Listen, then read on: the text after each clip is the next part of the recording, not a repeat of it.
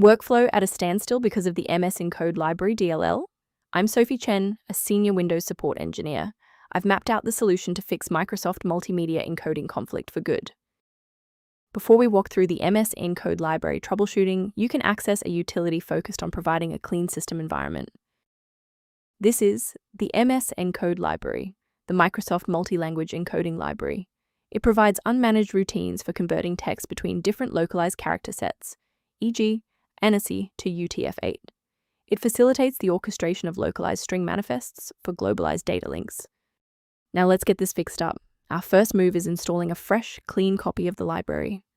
If Msencode Library DLL is preventing your software from launching, you likely need a graphics runtime refresh.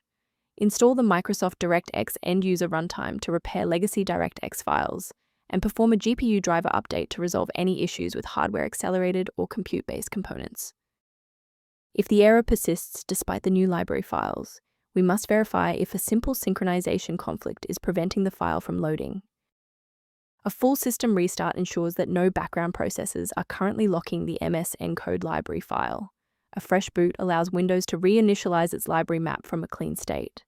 Take a second to bookmark this page or hit the like button before restarting. That way, you can easily resume this guide once your system has finished rebooting. Still seeing the error? Let's move to the next actionable step in our guide. You can pause the video here if you're still waiting for your desktop to load. Since a standard reinstall didn't fix the library error, we need to perform an integrity check on the host program. If you are using a launcher like Steam or Epic, use the Verify Integrity of Game Files tool. For standalone apps, manually delete the application folder in your local app data directory before reinstalling to ensure no corrupted files are locked in the cache. Why are we doing this? Well, standalone installers often skip files that are already present or locked. Using integrity tools or clearing the app data cache forces a byte-for-byte replacement of your DLL file. Before you wrap up the repair, let's ensure you're following the safest path for your system.